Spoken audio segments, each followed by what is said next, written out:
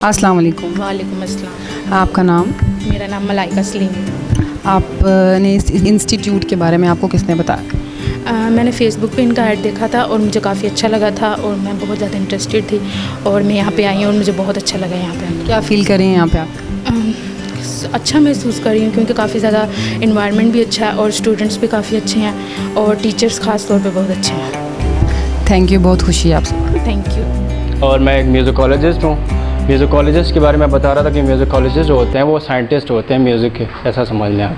ठीक है, laboratory work होता है हमारा म्यूज़िक से रिलेटेड। ठीक है, हम स्टडी करते हैं, डीप स्टडी करते हैं म्यूज़िक को। और उसमें होती है म्यूज़िक की फ़िलासफ़ी, एनालॉजी, ठीक है, टर्मिनोलॉजी और इस तरह की बहुत सारी चीज़ें। ठीक है, आज मैं आप लोगों को म्यूज़िक के बारे में थोड़ा सा एक बेसिक चीज़ें बताऊँगा कि म्यूज़िक होता क्या है और कैसे करते हैं। म्यूज़िक जो होता है वो बेसिकली 12 नोट्स होते हैं, सिर्फ 12 नोट्स की गेम होती है। उस पर आप म्यूज़िक के साथ खेल सकते हैं, लाइक सा रे गा मा पा धा नी सा। ठीक है, ये नेचुरल नोट्स होते हैं। और इन्हीं से फर्दर कॉर्ड्स बनते हैं आपके, लाइक ये मेजर कॉर्ड हो गया। फिर इसके बाद माइनर्स कॉर्ड आते हैं।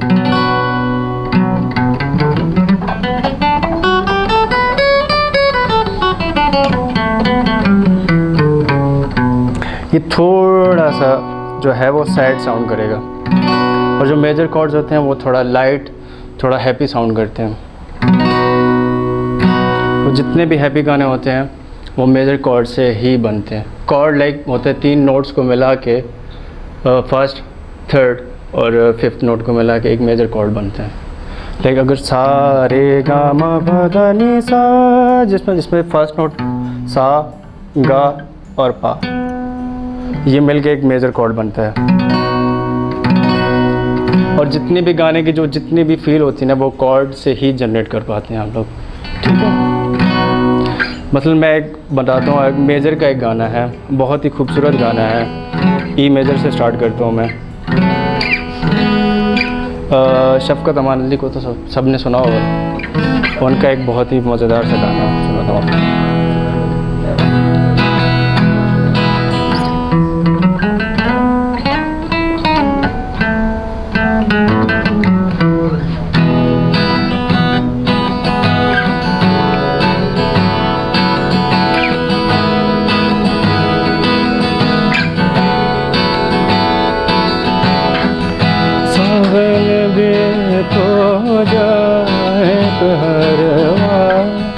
सावन भी तो जाए कहरवा, मन मेरा घबराए, मन मेरा घबराए। सो गए परदेस पिया तुम, सो गए परदेस पिया तुम, चैन हमें नहीं आए, चैन हमें नहीं आए। मोरा सैया मुँह से बोले ना, मोरा सैया मुँह से बोले ना। मैं लाख जतन कर लाख जतन कर रहे, मोरा सैया मुँह से बोले ना, मोरा सैया मुँह से बोले ना। Thank you. तो कहने का मतलब ये है कि इस गाने की जितनी भी फील्ड है ना वो कॉर्ड्स के थ्रू ही। चेहरा जुल्फों का रंग सुनहरा, ये झील से नीली आँखें, कोई राज है न मैं गहरा, तारीफ करूं क्या उसकी जिसने तुम्हें बनाया, तारीफ करूं क्या उसकी जिसने तुम्हें बनाया।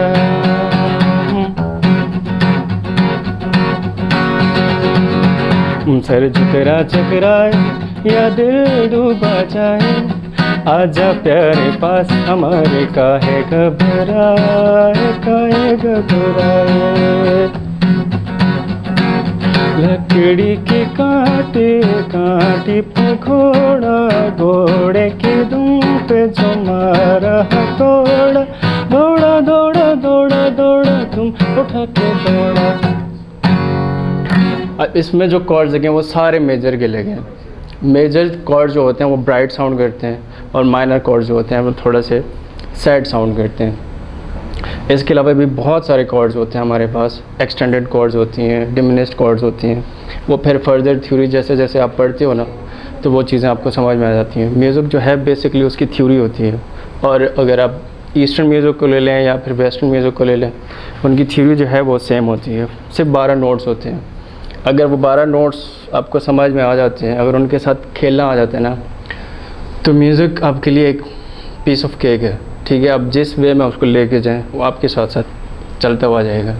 अब बेस्ट में अब देखें, हमारे पास 5 सुरों के राग होते हैं, लाइक सा रे ग प ध सा रे सा ध प ग रे सा। ये एक राग है, राग को रेंडर कर रहा था मैं। सा रे ग प ध प ध सा ध प ध प ग रे सा। ये एक राग है। और सेम जो है स्केल वेस्टर्न में यूज़ होता है, जिनको आप ब्लूज़ कहते हैं, जैज़ में लेके आते हैं।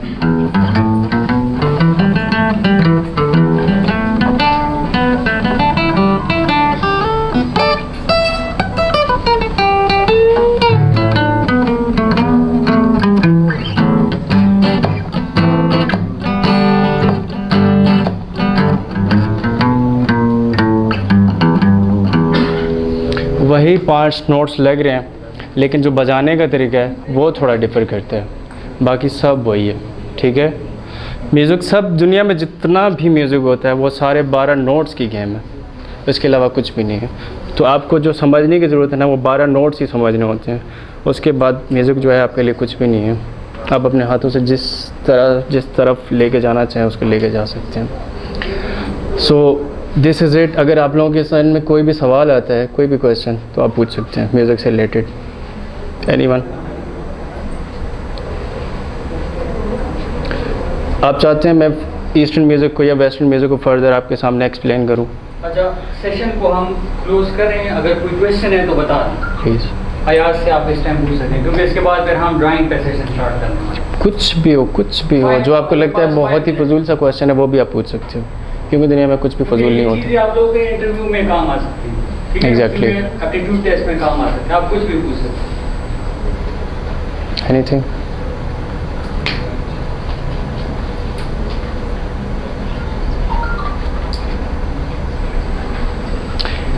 लेट इट कम, आने दो जो भी है।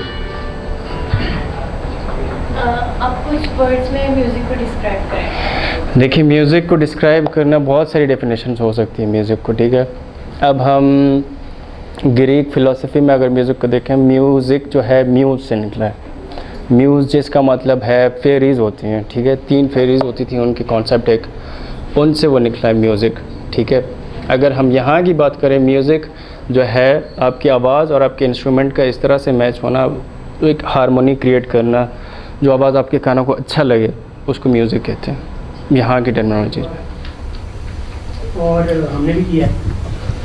तो वो कहते हैं ना, all good things come to those who wait. कभी कभी वेट करना पड़ता है अच्छी चीज़ के लिए।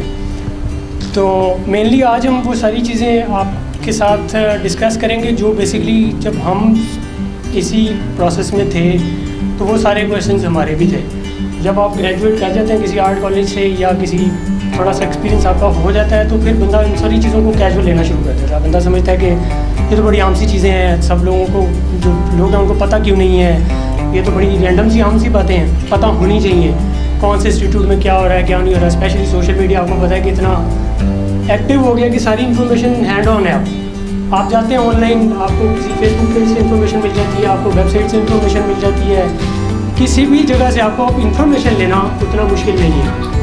मैं ये जो एक्सपीरियंस की बात कर रहा हूँ कि हमारा एक्सपीरियंस ये वाला नहीं था, वो इसलिए कि हम पेपर के ज़माने के लोग हैं। देखने में हम ना लगे, लेकिन आई एम टॉकिंग अबाउट 1999, 2002 की मैं बात कर रहा हूँ। ये जो इंस्ट्रक्टर्स यहाँ पर हैं ये गुरुज हैं अपने अपनी फील्ड के। इनके बारे में भी मैं थोड़ी सी इंट्रोडक्शन दे दूँगा, ये खुद भी दे देंगे। वैसे तो वो कहते हैं कि सीवी जो होता है वो खुद बोलता है, आपको अपना सीवी खुद नहीं बताना चाहिए, but still people should know आपसे कौन बात कर रहा है और आप किनसे बात कर रहे हैं। तो उन सारे क्वेश्चन को बड़े बेसिक होंगे, आज हम सिर्फ उनको एड्रेस करेंगे। हम ज़्यादा निटी-ग्रिटीज़ में नहीं जा रहे। आपके कुछ क्वेश्चन होंगे आप वो पूछेगा, क्योंकि मैटर ये करता है कि आपके जो क्वेश्चन हैं वो एड्रेस हो सकता है बहुत सारे स्किप कर दें। एक छोटी सी प्रेजेंटेशन है जो मैं आपके साथ गो थ्रू करूँगा, जिसमें बेसिक इन्फॉर्मेशन आपको देंगे कि किसी भी आर्ट कॉलेज में कौन कौन से बेसिक डिपार्टमेंट्स होते हैं, उनमें क्या क्या होता है। ये मैं इसलिए कह रहा हूँ कि आज अगर मेरा मेजर कम्युनिकेशन में था, हमारे जो दूसरे पार्टनर राहील हैं उनका भी कम्युनिकेशन में ही मेजर था एचसीए से, और आज तक हम इस डिलेमा को फेस करते हैं कि हमसे लोग पहला क्वेश्चन ये करते हैं आपने कहाँ से पढ़ा, हम कहते हैं एनसीए से। वो कहते हैं क्या पढ़ा, हम कहते हैं ग्राफिक डिज़ाइन।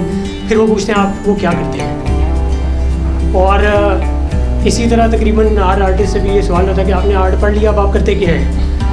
तो वो करते क्या है का आंसर जो है ना वो बड़ा मुश्किल होता है समटाइम्स देना। कई दफ़ा हम कहते हैं, कुछ लोग हमसे पूछते हैं आप लोग बिलबोर्ड लगाते हैं, हाँ जी वही लगाते हैं। कुछ लोग कहते हैं आप ये टीवी ऐड बनाते हैं, हम कहते हैं हाँ जी वही बनाते हैं। कुछ लोग जिनकी ज़्यादा इन्फॉर्मेशन होती है वो कहते हैं आप टीवी ऐड लिखते हैं, हम कहते हैं हाँ जी वही लिखते हैं। बिकॉज डिटेल में जब आप जाते हैं तो वो थोड़ा सा टेक्निकल हो जाता है। ऐसी एडमिशन से रिलेटेड इससे सेपरेट भी हम बात करेंगे, बिकॉज ये सेशन हम इसलिए नहीं कर रहे कि ये सिर्फ आर्ट कॉलेजेस में इंस्टीट्यूट के अंदर एडमिशन्स के लिए है। वो एक अलग सेगमेंट है। वो लोग जो ग्रेजुएट करते हैं, अपनी एफएससी कर लेते हैं, उसके बाद उनको आर्ट में इंटरेस्ट होता है, इंस्टीट्यूट में एडमिशन लेना होता है, वो बड़े डेस्परेट होते हैं। मैं ये इसलिए कह रहा हूँ कि हम खुद भी रहे हैं। हम नमाज़ें भी कई दफ़ा इसीलिए पढ़ते थे कि हमें एडमिशन मिल जाए। दैट्स ट्रू, क्योंकि वो कंपटीशन इतना ज़्यादा है इस फील्ड के अंदर, और अब एक्सपोजर भी इतना ज़्यादा हो गया कि लोगों की जो स्किल लेवल है वो पहले से ज़्यादा बढ़ गया है। पहले टाइम में एक आर्ट इस तरह से अकेडमीज नहीं होती थी, तो एक दो थी जहाँ पर लोग ट्रेनिंग ले लेते थे। कुछ सेल्फ मेड होते थे, वो अगर ज़्यादा स्किलफुल होते थे तो उनको भी एडमिशन मिल जाता था। कंपटीशन आज भी वही है कॉलेजेस के अंदर, लेकिन ये आउटलेट्स ज़रा खुल गए हैं इंटरनेट की वजह से भी और वैसे भी। तो ये सारी चीज़ें हम एड्रेस करेंगे, लेकिन उसका एक ख़ास प्रोसेस है। बिकॉज हम उस ज़माने में ये कहते होते थे, वाई एम सेइंग उस ज़माने में क्या at least you people can relate to it, कि स्टूडेंट जब बंदा होता है उस टाइम पे वो क्या फ़ील कर रहा होता है। वो सारे क्वेश्चन आज आपके जहन में हो गए जो हमारे जहन में थे उस टाइम पे। हमारा जब एडमिशन हो गया हम ये सोचते थे पता नहीं क्यों हो गया है, बिकॉज आप आइडेंटिफाई नहीं कर सकते कि आपका एडमिशन क्यों हो गया और किसी का क्यों नहीं हुआ। ऐसे ही जैसे आर्मी से जब आप रिजेक्ट हो जाते हो तो हम कहते हैं पता नहीं किसी का क्यों हो गया और किसी का नहीं हुआ, किसी का इंटेलेक्ट लेवल कुछ और था लेकिन उसका एडमिशन हो गया, वो सिलेक्ट हो गया और हम नहीं हुए। ये सारे क्वेश्चन आर्ट कॉलेजेस में भी उठते हैं। बड़े बड़े स्किलफुल लोग होते हैं उनका एडमिशन नहीं होता, बड़े एवरेज स्किल के लोग होते हैं उनका एडमिशन हो जाता है। वाई एम सेइंग दिस एक पैकेज है, इसके अंदर सिर्फ ड्राइंग स्किल नहीं है, इसके अंदर सिर्फ आपकी इंफॉर्मेशन या नॉलेज किसी एक आर्ट की फील्ड से रिलेटेड ही नहीं है, इसके अंदर सिर्फ एक आपका इंटरेस्ट ही नहीं है, एक आपकी होती है ना एक्साइटमेंट कुछ करने की। कुछ चीज़ों के अंदर एक्साइटमेंट इस तरह की होती है कि आप कहते हैं कि मैंने ये करना है, 10 दिन के बाद आपको लगता है मैंने कुछ और करना है। तो वो जो एक्साइटमेंट है ना, जो एक्सपीरियंस लोग होते हैं जो आप इंटरव्यू वहाँ पे एनसीए में कर रहे होंगे उनको पता चल जाता है। ये ऐसे ही है जैसे जब आप यहाँ पर ड्राइंग की स्टार्ट करेंगे तो जो आपके इंस्ट्रक्टर है ना वो आप अगर उनको ये बताएंगे ना ये हमने 8 घंटे में ड्राइंग की है तो आपको बता देंगे ये 80 मिनट में हुई। तो ऐसे ही जैसे एक अच्छा ड्राइवर बता देता है कि आपने कितने अच्छा कुक जो है वो एक चम्मच खा के बता देता है आपने कितनी मेहनत से एक चीज़ की हुई है। यही डिफरेंस है कि 2 ही लोग एक क्लास के अंदर पढ़ रहे होते हैं और एक बंदा जो है वो एक्सेल कर जाता है, एक नहीं करता। ये सारी चीज़ें मैं इसलिए कह रहा हूँ कि एक सीरियस डिसीजन है, आर्ट हो या किसी भी किस्म की फील्ड में हो। मैं आर्ट से रिलेटेड बात कर रहा हूँ बिकॉज हम आर्ट की बात कर रहे हैं। तो आपको हमसे पहले खुद ऑनेस्ट होना पड़ेगा। आप लोग अगर ऑनेस्ट हैं तो मेरी सजेशन ये है कि इसमें आ जाएं। वक्ती शौक़ है, वक्ती तौर पे पूरा करके सोच लें आपका शौक़ क्या है, क्योंकि ये काफ़ी हेक्टिक काम है। इसके अंदर आर्ट और डिज़ाइन के बारे में मैं कहता हूँ कि दुनिया का हर इंसान समझता है वो आर्टिस्ट है। हम एज डिज़ाइनर इस चीज़ को रोज़ भी फेस करते हैं। हम बड़ा अच्छा थ्योरेटिकली सक्सेसफुल डिज़ाइन बनाते हैं और एक हमारा क्लाइंट हमें कहता है इस ब्लू की जगह येलो लगा दो, और हमें नहीं पता होता कि येलो क्यों लगाएं। एक बंदा आके मैं कहता है ये डिज़ाइन हमें देख के मज़ा नहीं आया। ट्रस्ट में आज तक हमें नहीं पता चला कि क्या डिज़ाइन होगा जिसमें वो मज़ा आएगा। ठीक है, सो ये ऐसी चीज़ें हैं जिसमें काफ़ी सारी चैलेंजिंग है। आर्ट और डिज़ाइन या इस तरह की किसी भी फील्ड में कोई भी बंदा इसलिए तब आता है जब वो डेली एक ही काम करके बोर होता है। आप लोगों को मैंने एक बार ट्राई की, मैं MBA करता हूँ, मैंने अकाउंटिंग का पहला लेक्चर लेने के बाद डिसाइड किया ज़िंदगी में मैं कर ही नहीं सकता, ये नहीं है मेरी एप्टीट्यूड वो चीज़। एप्टीट्यूड में इसलिए बोल रहा हूँ कि एप्टीट्यूड का एक टेस्ट होता है आपका NCA के अंदर या किसी भी आर्ट कॉलेज के अंदर। उसके अंदर वो आपकी आर्ट स्किल के अलावा बड़ी सारी चीज़ें देख रहे होते हैं। वो आपका सीरियसनेस का लेवल देख रहे होते हैं। वो ये देख रहे होते हैं कि आप एक चीज़ को कितना खुद से उसके अंदर इन्वॉल्व हैं। नॉलेज नहीं चेक कर रहे हैं, हम नहीं वो नहीं देख रहे होंगे कि आप आर्ट माइकल एंजेलो के बारे में कितना जानते हैं, लियोनार्डो डा विंची के बारे में कितना जानते हैं, क्योंकि वो सारा कुछ आपको वो आप फ्यूचर में पढ़ा रहे होंगे। लेकिन वो ये ज़रूर चेक कर रहे होंगे कि आप को पता है कि वो कोई बंदा था। इनका मेजर टेक्सटाइल क्या है? He is 18-19 years experience textile designer, तो उनको मैं गुरु ही बोलूँगा। कैसर शाह साहब हैं, ये बड़े एक्सपीरियंस स्कल्प्टर हैं। तो ये आर्टिस्ट भी हैं, मेजर इनका स्कल्पचर में है। राहिल फराज ग्राफिक डिज़ाइन के ग्रेजुएट हैं, मैं भी ग्राफिक डिज़ाइन का ग्रेजुएट हूँ। 2000 उस पर नहीं जाना। हाँ, मैं नहीं ग्रो कर सका, इन्होंने बहुत ग्रो कर लिया। ये 2002 के ग्रेजुएट हैं, 1999 का बैच है। सो आई कॉल देम इंडस्ट्री। इतने लोग हम इसलिए बैठे हुए हैं कि हमारा जो है ना हर कि आज मेरी बातें बर्दाश्त कर लें, मैं रोज़ रोज़ नहीं करूँगा। आज मैं उठा के रखूँगा, गर्मी भी लगेगी, कोई बात नहीं। तो ये बातें हम इसलिए कर रहे हैं कि इसके अंदर इसके पीछे ना एक विज़न है। कई इनिशिएटिव्स के अंदर विज़न मॉनेटरी बेनिफिट होता है। मैं किसी को क्रिटिसाइज़ नहीं कर रहा, मैं ये नहीं कर रहा बाकी इंस्टीट्यूट ये करते हैं उनकी भी ये नीयत होती है। हमारा विज़न कुछ और है। हमारा विज़न सिर्फ ये नहीं है कि जो लोग NCA में एडमिशन लेना चाहते हैं उनको हम तैयारी कराएंगे, उनका एडमिशन हो जाएगा। अभी मुझे पता चला है कि NCA के टेस्ट में शायद 1 महीना रह गया, ऐसे ही है ना। और अब प्रॉब्लम ये है कि जब हम यहाँ से लाहौर से इस्लामाबाद जाते हैं ना तो 4 घंटे का सफ़र है 120 की स्पीड के ऊपर। ये रूल रेगुलेशन के अंदर रह के अब पर एक बंदे ने 2 घंटे में पहुँचना, उसे तो 175-200 पे गाड़ी चलानी पड़ेगी। चलान तो होंगे, इस केस में चलान नहीं है। नॉलेज और इन्फॉर्मेशन के केस में अगर आप लालची हैं ना तो गुनाह नहीं है। तो अभी हम अगर कुछ लोग हमें ये आके कहते हैं ना कि हमारा एडमिशन के लिए हम आ रहे हैं तो हम 200 की स्पीड पे आपको दौड़ाएंगे, आपको हमारी स्पीड पे दौड़ना पड़ेगा। ठीक है, मैं ये नहीं कह रहा कि एडमिशन हो जाएगा। सुखेगी पे रुकते हैं, सुखेगी का पता ना किसी को, सबको पता है ना। मोटरवे पे जाते हैं, वहाँ रेस्ट एरियाज आते हैं। किसी रेस्ट एरिया पे हम रुकते हैं ना, वो हमारी डेस्टिनेशन नहीं होती है। वहाँ हम रुकते हैं, खाना शाना खाते हैं, सारा कुछ करते हैं, पानी शानी पीते हैं, थोड़ा सा स्टे करते हैं, जाना हमने इस्लामाबाद होता है। इसी तरह से अगर आप लोगों के ज़हन में ये है ना कि NCA में एडमिशन या BNU में एडमिशन या पंजाब यूनिवर्सिटी में एडमिशन आपका डेस्टिनेशन है तो ये ज़हन से निकाल दें। डेस्टिनेशन नहीं है, स्टॉप ओवर है। वहाँ पर आपको बड़ी सारी इन्फॉर्मेशन मिलेगी, उसके बाद अगेन आपने इम्प्लीमेंट करना है। बहुत सारे लोगों को मैं जानता हूँ जो किसी इंस्टीट्यूट के ग्रेजुएट नहीं है। मैं पाकिस्तान की आर्ट इंडस्ट्री के नाम लूँगा जिनका हम सबको पता वो किसी आर्ट इंस्टीट्यूट के ग्रेजुएट नहीं है। साथ के इनका पता है सबको? नहीं पता, आज जाके गूगल कर लेना, आपको पता है ना। वेल डन, वो किसी आर्ट इंस्टीट्यूट के ग्रेजुएट नहीं है। वेल डन, मेरे भी थे। उस्ताद अला बख्श किसी आर्ट इंस्टीट्यूट के ग्रेजुएट नहीं थे। अब्दुल रहमान चुगताई साहब किसी आर्ट इंस्टीट्यूट के ग्रेजुएट नहीं थे। गुल जी, ही वॉज हाइड्रोलिक्स इंजीनियर। अमीन गुल जी इकोनॉमिक्स के मास्टर्स हैं।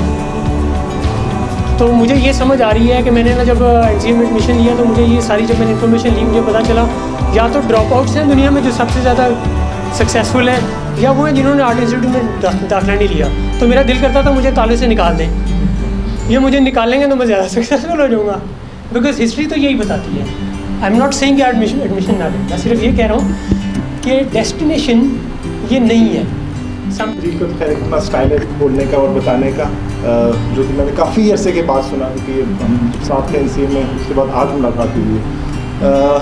मुझे पढ़ाते हुए 20 साल हो गए तकरीबन, डिफरेंट यूनिवर्सिटीज़ में, NCA में भी, लाहौर कॉलेज में भी, और PIFD में भी, GC यूनिवर्सिटी, अलग अलग।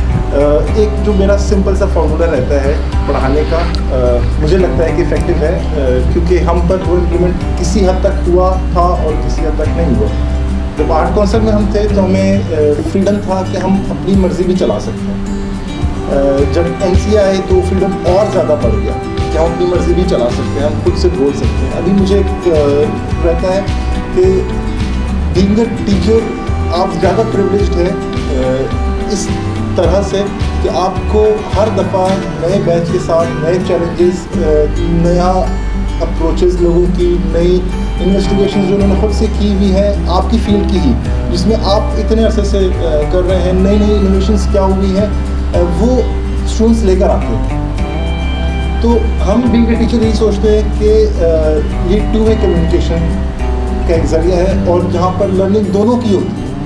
हम यहाँ पर अगर आपको कराने की कोशिश करेंगे, ड्राइंग सिखाने की कोशिश करेंगे, या एक एप्टीट्यूड डेवलप करने की कोशिश करेंगे। डेवलप वही चीज़ हो सकती है कि जो ऑलरेडी किसी फॉर्म में हो मौजूद, हम उसी को ही फर्दर डेवलप कर सकते हैं। स्पेशली जैसे शरीर ने कहा कि टाइम कम है आपके पास, 1 महीने के बाद एक इंस्टीट्यूट का टेस्ट होना है NCA का, बाकी इंस्टीट्यूट्स आगे पीछे टेस्ट होंगे। वो उस कम टाइम में हमने क्या चीज़ सीखनी है बताइए ज़रा। ड्राइंग, अपना कॉन्फिडेंस डेवलप करना है, अपना कॉन्फिडेंस डेवलप करना है, और कोई क्या क्या हमें सीखना है? अपने स्किल को बाहर निकालना है, अपने स्किल्स को बाहर निकालना है। मत शर्माए, बोल दे, खैर है। कोई पाबंदी नहीं है। हाँ, टाइम मैनेजमेंट इम्पोर्टेंट चीज़ पूरी ज़िंदगी के लिए, और किन किन चीज़ों को करेक्ट करना है वगैरह सही करें, जो हम पहले नहीं सही करे थे, अब क्या कैसे निकालेंगे? हाँ, सही और गलत का कोई स्केल सेट करके उसको एनालाइज और क्रिटिसाइज और रिवाइज करना। अच्छा, और अपने ऑब्जर्वेशंस को बेहतर करना है। ठीक है। अच्छा, ये कराएगा कौन?